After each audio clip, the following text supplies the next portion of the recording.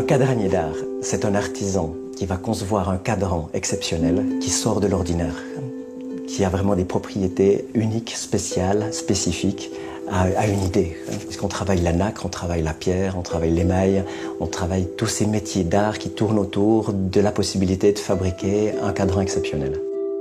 Une fois que j'ai mes petites plaquettes lapidées, j'ai mis au point une petite machine où on met chaque plaquette dessus et on va créer des lignes parallèles gravées pour créer cet effet de petits carrés plaques de chocolat.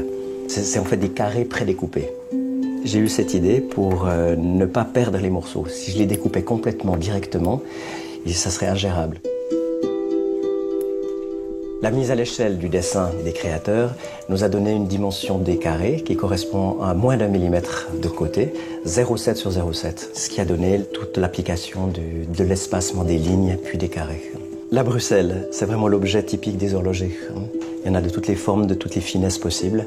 Ici, j'en emploie principalement deux modèles différents. Un modèle plus rigide pour casser les morceaux, pour tenir le morceau pour le tailler, et une Bruxelle beaucoup plus fine et délicate pour faire le positionnement sur la mosaïque.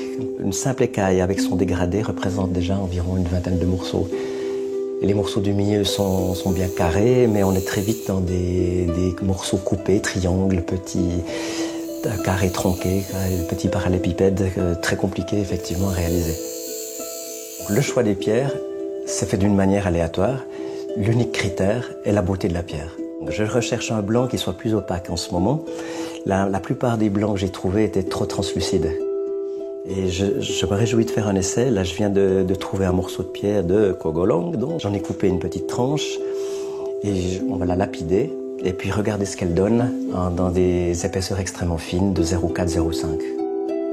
Le choix de la pierre est une étape, mais ce que j'en pourrai en faire ne sera donné que lorsque je l'aurai coupé, lapidé, et pour voir réellement le résultat dans une épaisseur réelle.